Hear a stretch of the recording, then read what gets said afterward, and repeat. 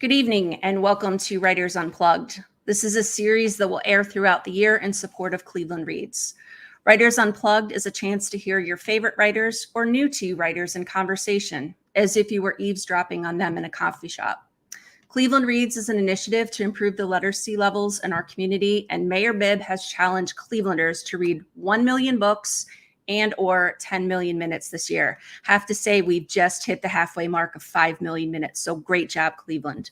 My name is Jen Jumba. I'm a librarian here at Cleveland Public Library, and one of my favorite things besides reading is talking to writers. It's an opportunity to get to know their craft, what inspires their stories, where they like to write, essentially get to know them better and see them as human beings and not just the name on the spine of a book. I'm lucky to be in conversation with best-selling author Mindy Mejia this evening, and after our chat tonight, I'm sure you will be ordering her latest, To Catch a Storm. Before we get started, a few housekeeping notes to find out who else is visiting Writers Unplugged, both virtually and in person. Visit clevelandreads.com/unplugged. Max Facts Books on Coventry is our wonderful independent bookstore and has copies of Mindy's books just waiting for you. You can visit them in person or online. And then take a moment, let us know where you're watching us from and if you have questions about the characters, the story, research. But here's a brief introduction to Mindy. Mindy Mejia is a CPA, yes, certified public accountant, who began writing as a child in what she always thought of as a hobby. The love of writing continued into her 20s, in which Mindy began to write many novels, and then would set them aside, unsure of how to finish them. But she persevered and earned her Master's of Fine Arts at Hamline University, and this is where she was able to finish her stories to the delight of us readers. She has a few mentors who helped her along the way. And one thing I've learned about the mystery and thriller writing community is how supportive they are of one another. I hear stories about them texting, Zooming, when they're stuck, or how to talk through an idea. There is a genuine camaraderie that exists within these talented storytellers. And I can remember meeting Mindy several years ago and was struck by just how down to earth she is and how thoughtful she is with the research she invests in each of her books. She's the author of 4 novels, which have the most distinct settings and characters that you can't help but cheer for. From a zookeeper in The Dragon Keeper, to teenage actors in Everything You Want Me to Be, to campers in Leave No Trace, to an elite kickboxing gym that highlights the wicked cool skyways of Minneapolis in Strike Me Down. But Mindy is here this evening to talk about her latest, To Catch a Storm, which just published last week.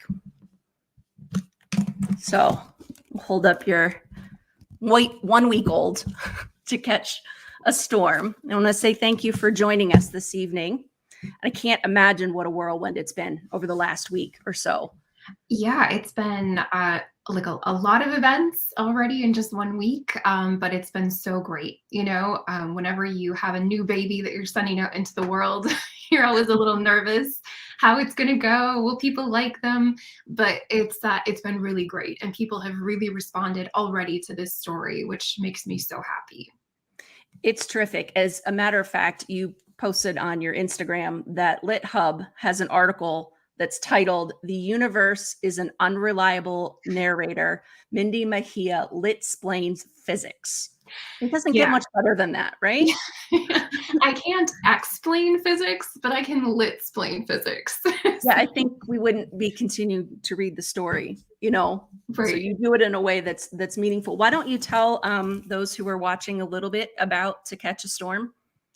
Yeah, absolutely. So in a nutshell, To Catch a Storm is about a physicist and a psychic who reluctantly team up to solve 2 missing persons cases during an ice storm in Iowa. It takes place over 4 days during this storm, so it's a very compressed timeline. Things unfold very quickly in the book. It's definitely a page turner, but I also really got to do a deep dive into both physics as well as psychic phenomenon for the book. So it was just a treat for me to be able to go down both of those rabbit holes.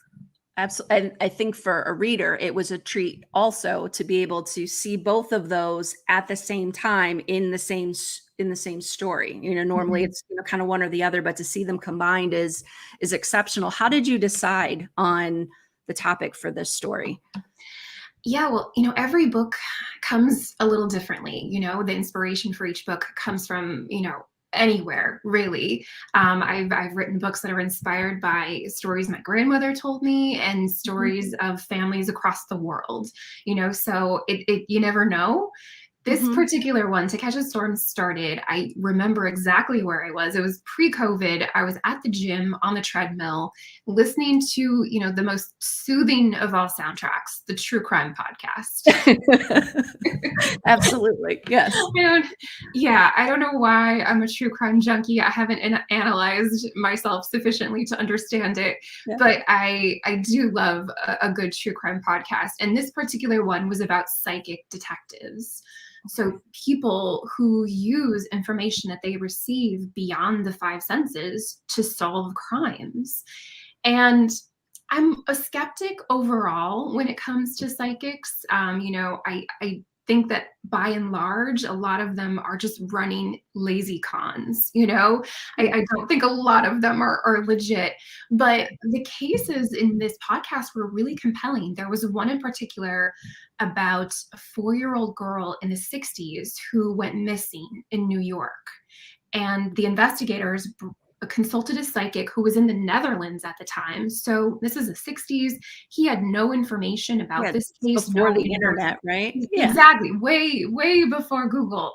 Yeah. So he didn't have anything. He didn't know anything about this case, and was able to provide investigators not only the location, tragically, of where her body was, but also where to find her killer. And the killer was someone that was completely unlike the profile that they had been pursuing.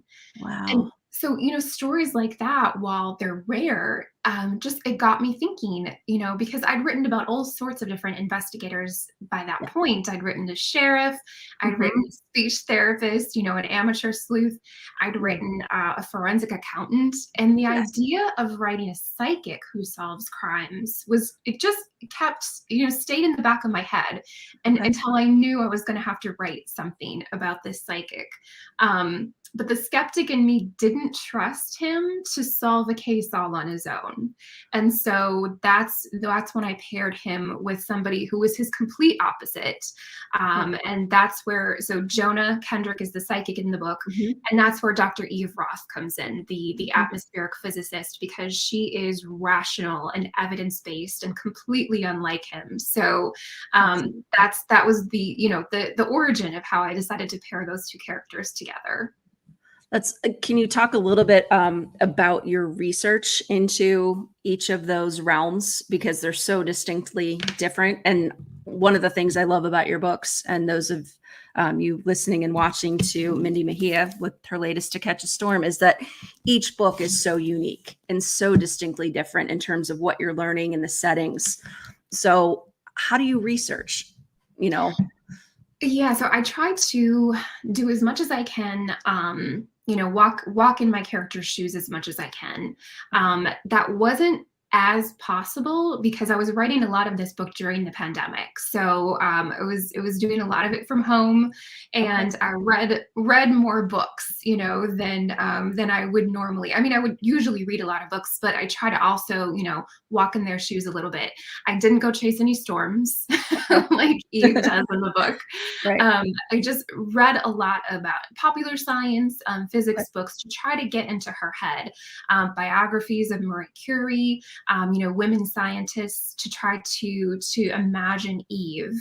Mhm. And so that's really where she came from, was just my attempt to understand a subject that really intimidated me as a kid. I took physics pass fail in high school, actually.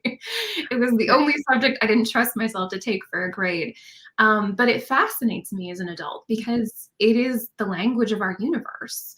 So it's amazing, and the things that I learned were fascinating. I learned about quantum entanglement and how the theory that the universe may not have started from a big bang, but it could be the result of a previous collapsing universe, that our universe is just in this endless cycle of expansion and contraction. And how wild is that? Yeah. So yeah, the physics research was really fun, and psychics as well. When I was looking into Jonah's backstory and trying to research psychics, I looked at psychics through history and modeled him loosely on Edward Casey, the turn of the century sleeping psychic, because Jonah's visions, a lot of them do come to him in dreams, Right. the way that man's did.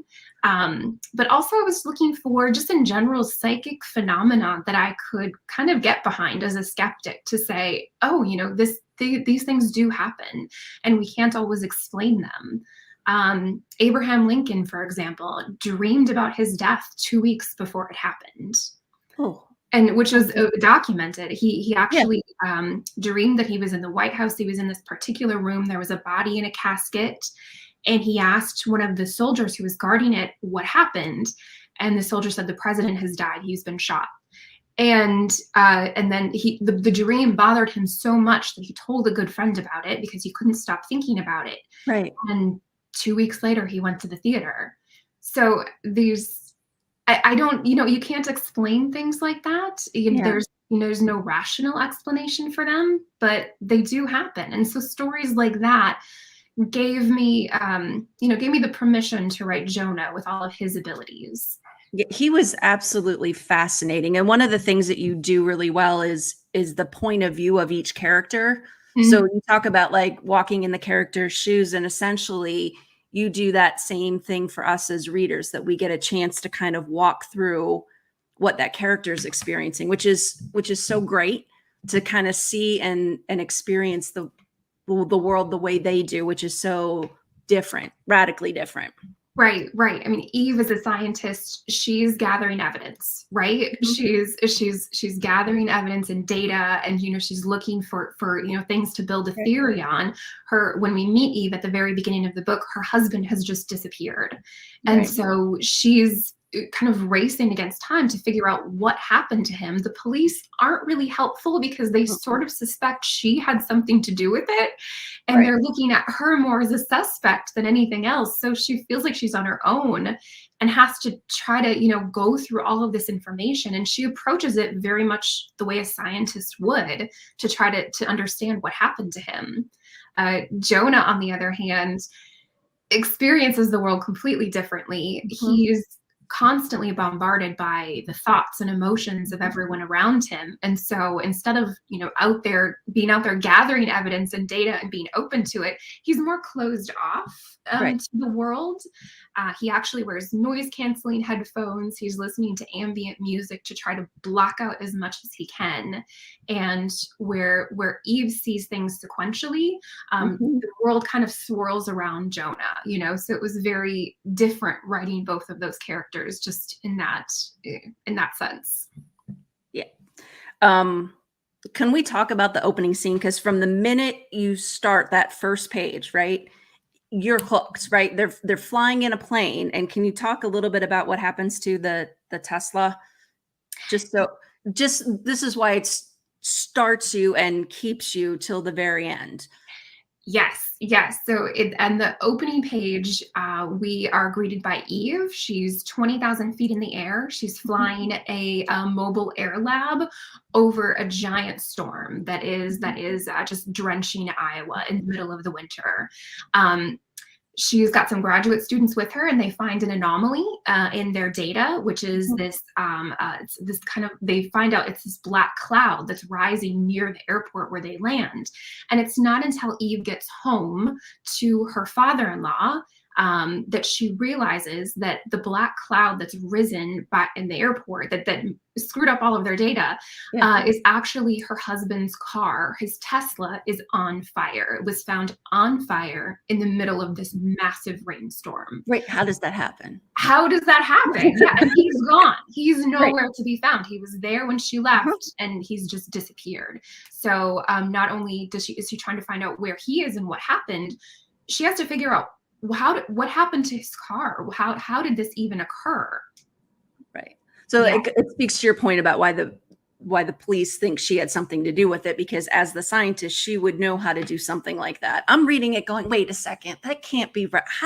And then throughout the story, you will explain the physics behind it and the substance that does it. And it's absolutely brilliant. So I hooked from the very first page, which as a writer is a tremendous gift and talent. So thank you for that.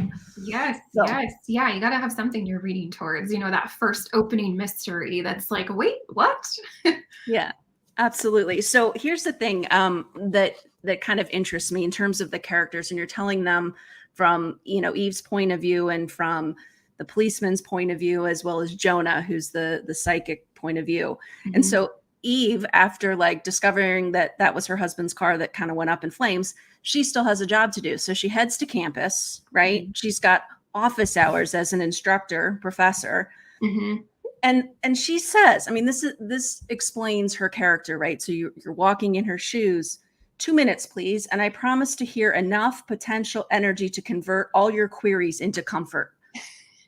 Like it's a typical, and as you read and come to root for and love, Eve as a character, typical Eve language. Like I'd be like, guys, hold on. I need 5 minutes to get myself together. No, she says enough potential energy to convert your queries into comfort. I mean, it's so cool that you were able to create such a unique character with dialogue that is emblematic of who she is as a Yes. person. Yeah, and certainly not my dialogue either. It's not what I would say to a bunch of students waiting outside of my office. Exactly. But it's fitting for her. It's so in tune. And then at the same time, I mean, we have to talk a little bit about like her fashion sense. I mean, Yeah. she's ridiculously smart, right? Mhm. And this like, I don't probably get in trouble, but badass, right? Scientist and, professor, and then her sense of style. Yeah, exactly. She has an incredible sense of style. She's Mhm. she's got this weakness for Stella McCartney and platform sneakers. She's kind of an anomaly in her department Mhm. because the physics department at the University of Iowa, there's a lot of older white gentlemen, and so she is kind of the young hip teacher Mhm. that really brings the fun and the style and the appeal to a subject that might be otherwise considered a little stodgy, but she definitely has a great sense of style and confidence as well. She knows who she is. She knows Mhm. and exactly what she brings to the table, which I love about all of my female leads are Mhm. very confident in themselves, and Eve is no exception. No, and I think that's a wonderful nod that you do in all of your books to have these strong characters, female, who have that sense of self and that self-confidence. We read sometimes to escape, sometimes we read to find ourselves in a book, and sometimes we read to kind of think about what we could be or what we could do. So Exactly. Exactly. Yeah, to envision ourselves somewhere else in a different life. Yeah. absolutely. And then you have Jonah, right? So Jonah, you talk about how he kind of stays closed off is because a glimpse inside of his head you have described as stores, public places, government buildings like the police station were the most difficult. That many people crowded together become an explosion of conflict and emotion. It's like he's an empath times an empath to infinity, right? Exactly. Yeah. I feel like he was the original 6 feet apart influencer, Right. same way. Yeah. Yeah, it was funny because when originally I thought about a character who was a psychic, it feels like a superpower, right? It Absolutely. feels like something that would give you an edge. But at the same time, for Jonah, it is this superpower, but it's almost a disability at the same time because it makes it very, very difficult for him to function around other people. And he has to pick and choose these interactions very deliberately and understand what he's going to put himself through Mhm. by opening himself up to these people. I thought it was really interesting because that was describing public spaces and how he feels. And then, Mhm. so there's, many more people, but then he compares it to just going to somebody's home where it is far less people. Yep. But because those items are personal, it's Mhm. even, I want to say worse, but it's even more palpable. Like he doesn't want to even touch anything in a Yes. house because there's so much emotion and thought and memory and everything else tied to a particular object. Exactly. It can be like a minefield of Yeah. nostalgia and conflicted emotions that people have accumulated, in their private spaces. Exactly. Yeah. So it's a totally different challenge for him to be in someone's house versus out in public where he's surrounded, it's chaotic, it's like this explosion of emotions, but it's impersonal at the same time. It's like the white noise versus, the a personal drill into your head almost. Absolutely. Can you talk a little bit about where the idea came for how he kind of used what he does to kind of blow off steam, so to speak, and try to kind of like, besides the noise canceling headphones with the ambient noise, Yep. what he does in order to kind of take control of a situation and kind of regulate? Yeah. So Not what I he would do, but this is Jonas therapy, and I wouldn't yeah. recommend it. But it's he likes cars. He likes fast cars, and it's the kind of that visceral physical experience of racing cars. He will race. He does ice racing. So he goes up to like northern Minnesota. He lives in Iowa, but he comes up to the border almost to Canada and races on ice. And it's just that physical exertion, the adrenaline that can kind of clear out all of those, the incursion of those thoughts and emotions that it's really kind of a palate cleanser for him. It's a completely different state that he can put himself in. And so we do see him in the book at one point really just hitting the gas and trying to expel thoughts and emotions by really just breaking the law. Yeah, and I think it's almost like because it's so dangerous, you can only think about one thing and the Yes. thing that you're doing only versus like, so often we do something and thoughts kind of creep in, but I mean, he's trying to basically survive on the ice at a high rate of speed with other cars. Mhm. So, Exactly. Yes. yeah. And for all the gearheads out there, he drives a Lancer Evolution. Yeah, I had to like Google it and, look it up to see what it was. So, but the other thing that I think is really interesting is that it's kind of like us as humans, right? Like we're all very different, but yet we're all processing and eventually we end up most of the time at the same place. Hmm. Yeah, exactly. Exactly. And especially if your intentions are similar or can Mhm, dovetail, I think, we can start in vastly different places and have our own biases and paradigms, but mhm. if we can work together towards something, I think that there's always that possibility that you can expand your paradigm to include someone very unlike you. And that bit of a spoiler, but that is what happens with Eve and Jonah, is that when they do reluctantly decide to work Yeah, together, they have to learn to trust each other. They have to learn to believe in each other, rely on each other, if right. they want to survive what eventually they'll be facing here. Absolutely. Can we talk a little bit about Matthew's dad, and that character and how he played such an important role in the story? Yes, yeah. So Matthew E's husband, his dad Earl, lives with them. He had a stroke a few years ago, and his wife. He said he had a stroke. It was right after his wife passed, who he had this kind of extraordinary love story with, and. And so moves in with them. He lived on a farm in rural Iowa his Mhm. entire life. That's where he and his wife lived. They had an orchard and went to the farmers markets. But when he has this stroke, he can't live on the farm anymore. So he comes and lives with Eve and Matthew. Matthew and Earl always had a bit of a strained relationship, but Earl loves Eve from the minute he meets her, Mhm. and just takes her, as his daughter fully. And so the character that we meet as Earl he is in a wheelchair. He doesn't have a lot of speech, but he communicates very clearly on an iPad that he uses. And he is in many ways the heart of the story. He is Eve's ride or die. He's going to be Mhm. there for her no matter what. He wants to find out, obviously, what happened to his son as much as she does. Right. But he loves them both equally, he loves Eve so dearly and she loves him. Her father disappeared in a storm when she was a child, and so he's the father that she didn't get to have, and she is she's his ride or die as well. You're probably not supposed to, like, as a writer, like kind of like being a mom, like you don't have a favorite kid. At least don't.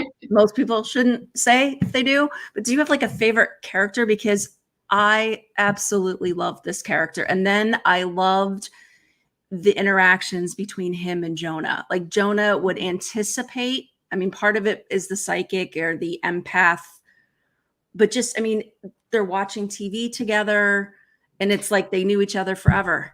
Yeah, exactly. They're watching TV at one point, and Eve's still not on Team Jonah. She suspects him. She doesn't understand why he's there. She doesn't believe anything he's saying. And she comes into the room to see Jonah just kind of handing Earl a tissue to like wipe a little bit of drool that's on his face, with no communication. No outward communication between them, and he just knows to do this for him. And Eve is outraged, that this man would walk into her house and have the nerve to take care of her father-in-law. But yeah, it's this kind of unspoken connection that Jonah and Earl share, and very quickly, actually. I think is someone who maybe is in a wheelchair, who doesn't, can't communicate as well as they could have previously, or has to communicate differently. People look at Earl differently. They might see the wheelchair instead of the man, but Jonah always sees the man. And I think that bonds them together very quickly right away. That scene that you just described, I mean, there's scenes in every book that I've ever read that, kind of stay with me, that you almost want to like kind of rip out and tuck in your pocket and then pull it out later. And that scene where he just casually passes the thing, it's not a shame thing. It's not just such a tender moment, that you captured so well. At the same time, Eve is like, who the heck is this guy? How is he in my house? Right. And right.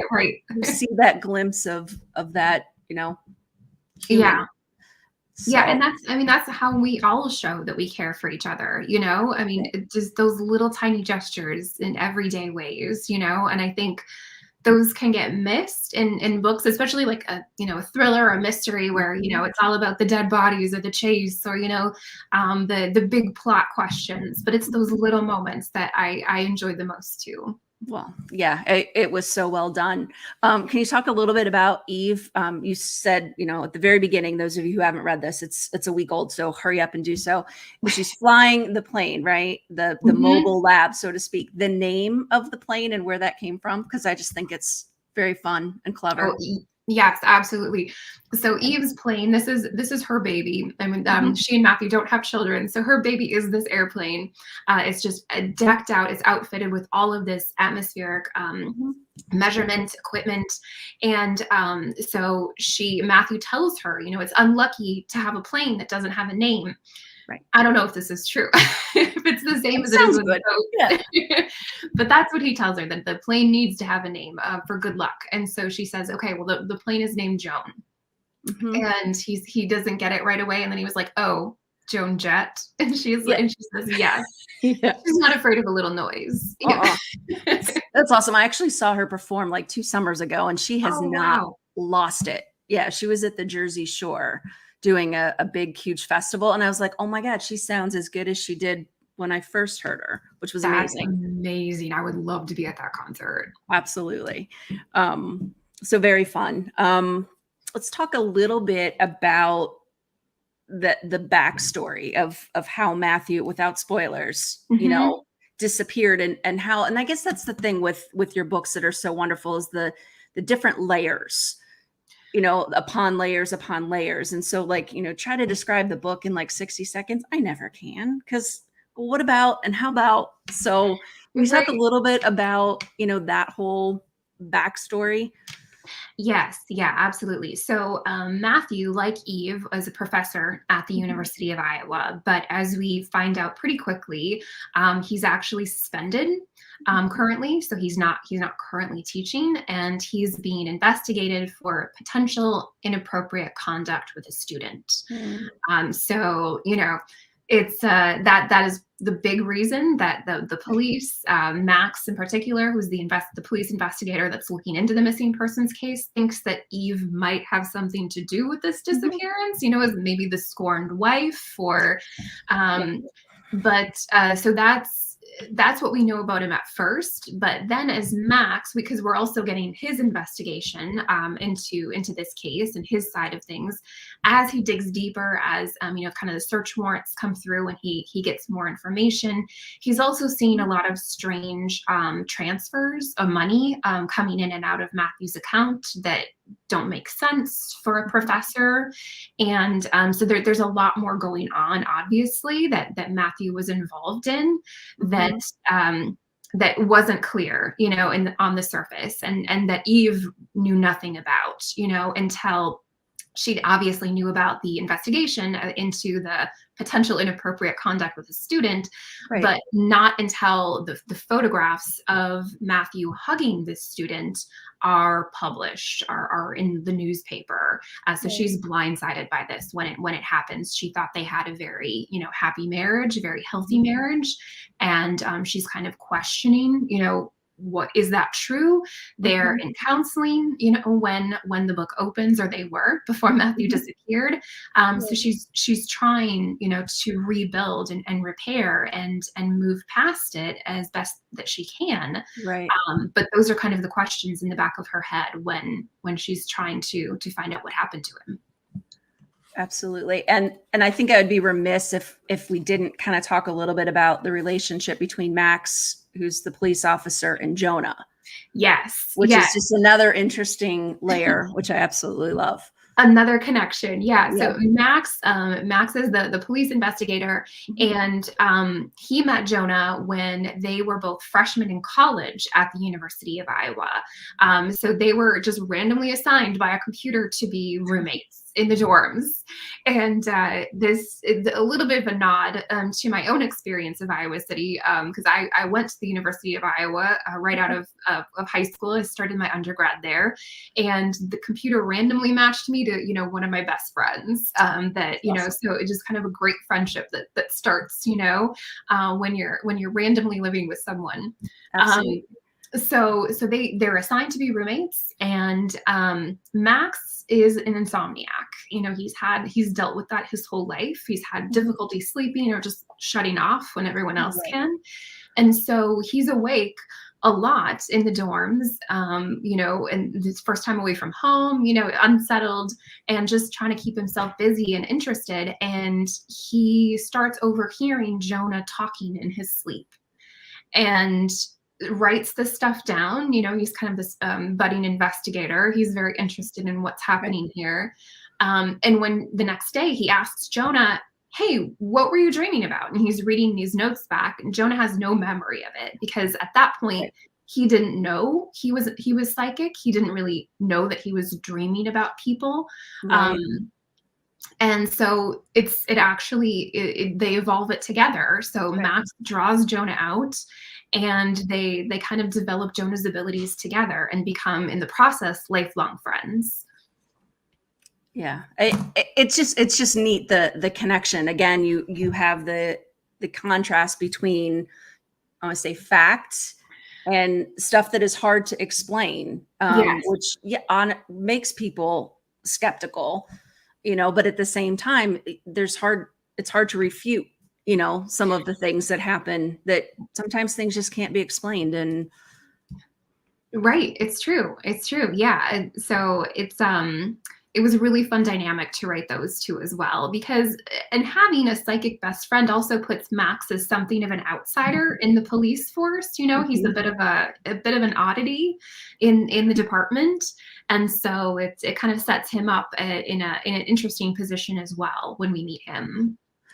Can you talk, because I know people always want to know about writers, a little bit about what your process is like when you're writing, you know, how you research? Do you sit down and just write that ugly first draft, or do you write a chapter and revise? How does all of that work? I do mostly just sit down and write the ugly first draft. You know, I'm sure you've had authors in this series talk about plotters versus pantsers before. Mike's favorite thing to hear about. I'm Yes. sure. I'm sure. A Yeah. very common division. We all want to be on team one or the other. And I'm team pantser. I try to write outlines and understand the book before I get started, but that's not how my process works. I really do need to get to know those characters on the page and figure out what they're capable of, what they're going to do. And they surprised me. I mean, there was a pivotal scene in this book where Eve absolutely shocked me. I knew I was writing up to this one point. I had this one very specific set piece in mind, Okay. but I wasn't quite sure what was going to happen after that. And Eve just took the reins and ran. It was all I could do to keep up with her. It was amazing. And that sounds delusional, that you're chasing a figment of your own imagination, but that's kind of how it works for me. If you weren't a writer, we would be having different kind of conversation. There'd be other people involved, but Yeah. I think it's fun. So explain to me, like, because they're alternating points of view. Do you typically write one point of view until I want to say you're tired of it until like something else comes to you, or do you kind of write each one and then go back and splice it? I mean, how does that? I do tend to alternate. I try to write based on the plot, so Okay. the plot is sort of unfolding as I'm writing it. Okay. So I can't really write like every chapter from one point of view and then switch, to another, especially when they're alternating. I Right. do kind of have to just jump back and forth between the characters and work my way forward in the timeline. So I do. It's not ever exactly how how it ends up in the final draft. Sometimes I'll write 2 or 3 chapters from one character and then switch. But I do tend, when I have these alternating point of views, to write that in that way. Okay. I think it's great because each time you end like on a cliff and then it's the next character. And so like this is, and I think it's high praise that you have William Kent Kruger, one of my favorite writers, to say that it's like unput downable, right? This is now a Webster word for sure. So, but Yeah. it's wonderful in terms of pacing, if that's the right word. I mean, I come at reading completely viscerally. I have no like technical ability whatsoever.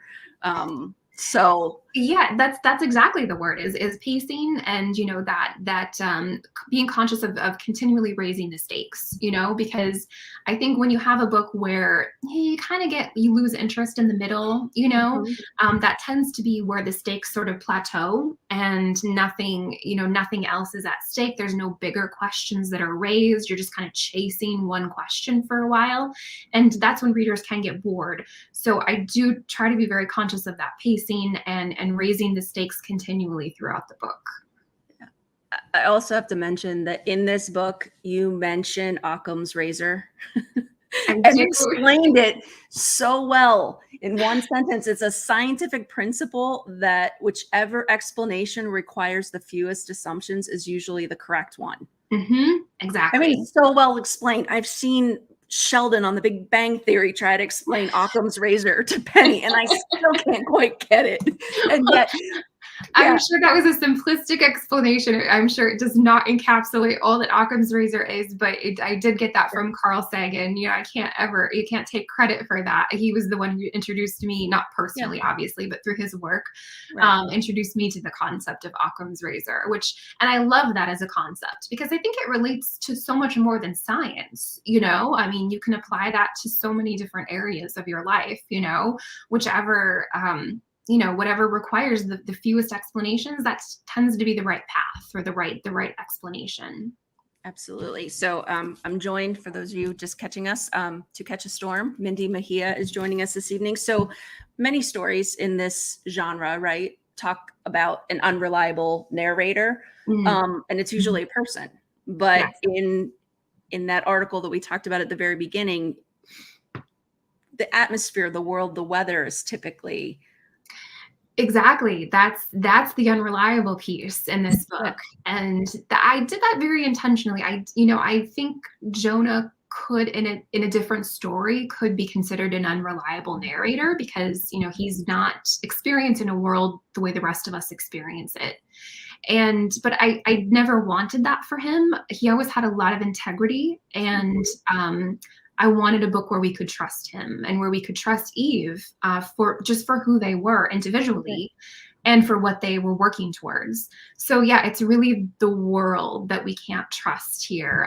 This world freezes and turns to ice and is one of the biggest villains, in the story. Absolutely. Yeah. So that's the world that we can't trust.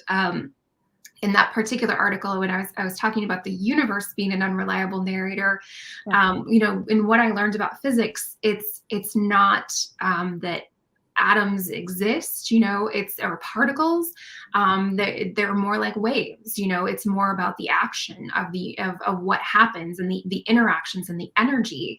So, the universe doesn't exist. It happens in us and around us, but it presents itself as a noun when it's fundamentally a verb. So that's why I felt like, the universe around us is an unreliable narrator. And that's, in my lit-splaining, the only way I could really phrase it. No, and it makes perfect sense. And then you think about, if you apply it to writing a story, it's the same thing. You have a character, and then something happens that makes them respond. And then it sets off like, a chain of events. And it's that motion or that movement or those waves that we as readers kind of grab onto. Exactly. Yeah, I couldn't have said it better. I think you probably could have written several books. So the other thing, oh my God, I just lost my train of thought. Talk a little bit about who you enjoy reading, right? I know we talked a little bit beforehand, books that I'm sorry, I'm like, there's sun right in my eye. Books that you would recommend to people. Yes, absolutely. I obviously I read a lot of mystery and thrillers since I'm writing in the genre. I was interested in what other thriller authors and contemporaries are coming up with. Laura McHugh is one of my favorite mystery writers. Amy Gentry, I'm a big fan. Megan Abbott, Laura Lippman, of course. Some of our queens of suspense. So those are just auto by authors for me. But one book that I just finished recently, it's not even out yet, but I hope you'll get it at the library, is called Prophet by Sin Blaché and Helen McDonald. I actually have an arc of it here. I don't know if you can see that. Absolutely. What a pretty cover. I know we're not supposed to judge a book by its cover. However. Yeah. And I found out this is actually not the final cover. So they came up with different cover art for the final book. So it won't look exactly like this, but this was just the most unique story I have read in so long. I think when you're used to reading different genres, you get used to the tropes and the conventions of the genre. This is a complete genre bender. It is a sci-fi, speculative, noir, adventure, romance. I mean, it's everything you might want it to be. And so if you're on board with something that is kind of defies genre conventions, or just, puts them all in a grab bag and shakes them up and it gets this wildly entertaining result, definitely check it out. I'll just give you a little bit of a setup. It starts with an American diner, like a fully 1950s style American diner that appears one day in a field in the UK. Just appears. And there's these other objects that have started appearing just randomly around that site. So they call in, it's an ex-MI6 investigator named Rao, who has an uncanny, supernatural even, ability to discern truth. He's like a human lie detector. So he's fantastic. He's flamboyant. He's this wonderful character. So he's brought in, and his partner is Adam, who is an American intelligence officer, kind of the straight man to Rao's, charismatic personality. And Adam is lethal. I mean, he could kill you with a pencil. So these two are brought in to investigate these phenomenon. And as they're brought in, the people around these objects start dying. So obviously, a masterclass in stakes rising. It was so much fun. And if you read it, John, let me know what you think. Oh, absolutely. It's going right to the top of the TBR pile. Absolutely. Yeah.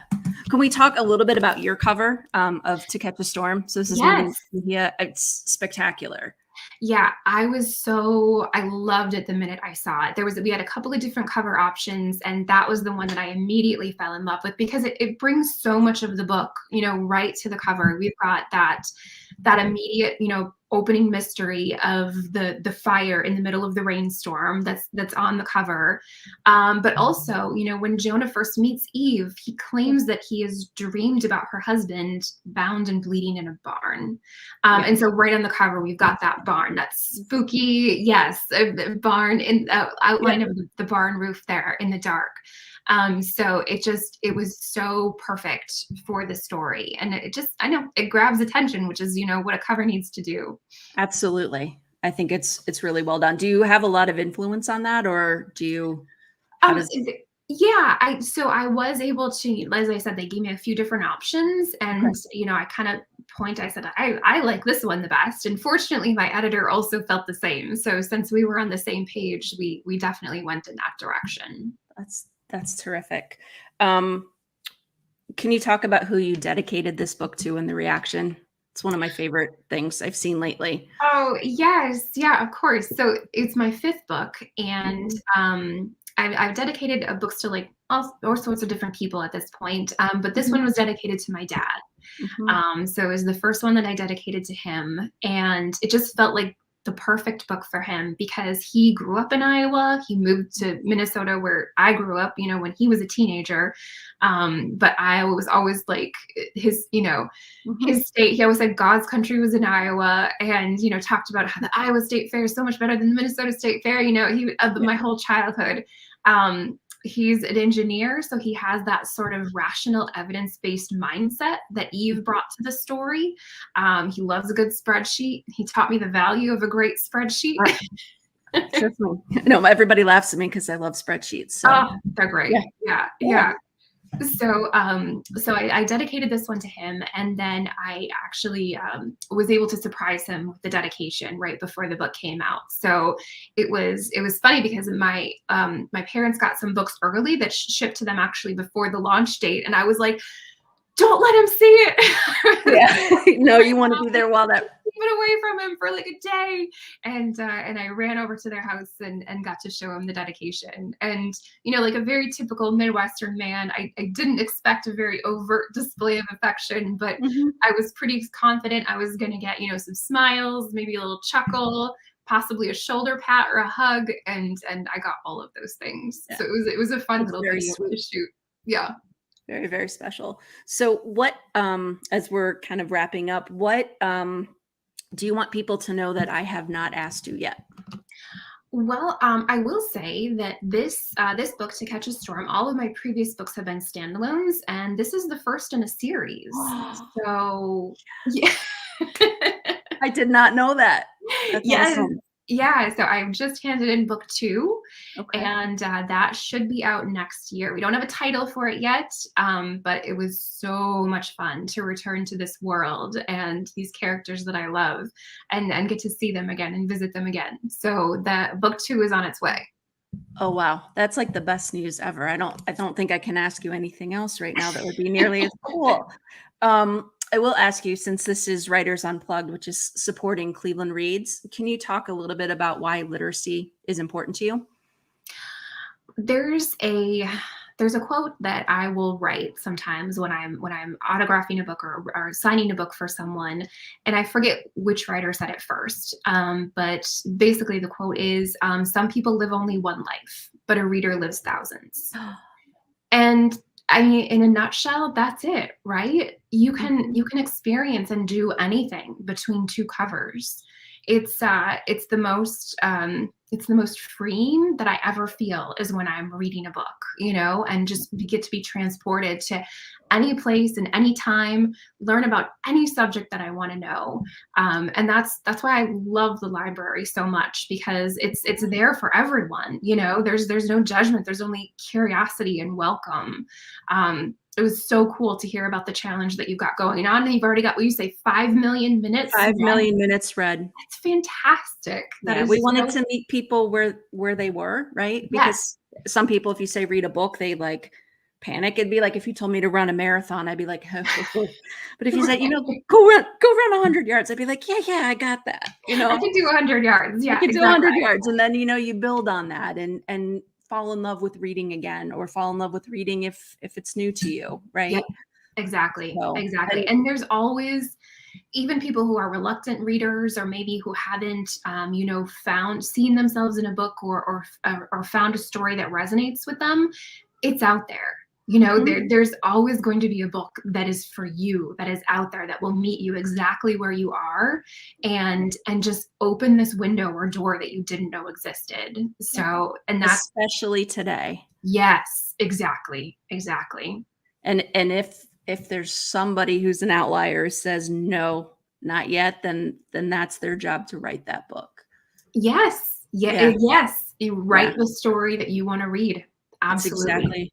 That's exactly right. So I'm joined by the lovely Mindy Mejia of To Catch a Storm, her latest.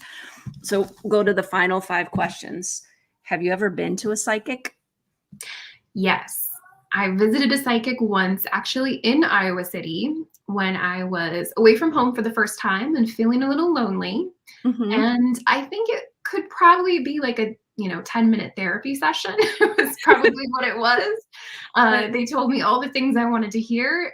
Nothing that I wasn't expecting. No one from beyond the grave said hello. But no one said you're going to be this dynamic storyteller and you're going to write 5 novels and they're all going to be fabulous and people will fangirl when they see you. And none of that. Yeah, I can't believe none of that came up. It was weird. Yeah. As a CPA, what was the most unusual tax deduction that somebody tried to claim?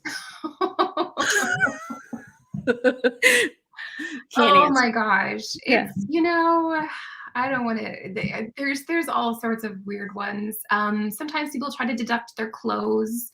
We're like, well, I have to buy this for work. I'm like, well, you got to wear clothes anyway. Exactly. Did you have to wear the symbol? You can't just run around without clothes. That's a personal expense. So yeah, that was a funny one. Mm-hmm. Does your vehicle have a name? My vehicle does not have a name. No. Yeah, so I guess it's unlucky. I should probably name it pretty quick, right? I would say so. Yes. Yeah. What book do you remember reading and losing track of time? Oh, like the first one, or? Yeah, whatever. Yeah. I think probably the first book that really transported me, and I lost track of time and what was going on, was Of Mice and Men by John Steinbeck. I read that one in middle school. It was, I remember exactly where I was. We were on a road trip. I was in the back of my parents' Grand Voyager minivan reading that book. And I, lost all track of where I was or what was happening. And I was sobbing, obviously, by the end of the book. It was the first book that had ever touched me like that made me cry, because I was so completely not where I had been anymore. I was transported. That's awesome. It's a great book. Who would you rather go on a road trip with, Eve or Jonah? Eve. 100% Eve. I don't trust Jonah's driving, and I feel like Eve would just have the whole thing planned. I would have to do very little other than be a co-driver when she needed a break. Awesome. So a huge thank you to you, to Mindy Mejia. Her latest, it's a week old today, right? To Catch a Storm. Yes. Yeah. Tuesdays just aren't for tacos anymore, right? This is when all books pub is on a Tuesday. So catch this, and certainly your backlist. A huge thanks to our tech team, Mike, for making sure everything goes smoothly and sounds good. And then thanks to all of you who are watching and listening to Writers Unplugged and sharing your love of reading with one another. I'm Jen Jumbo with Cleveland Public Library. Happy reading.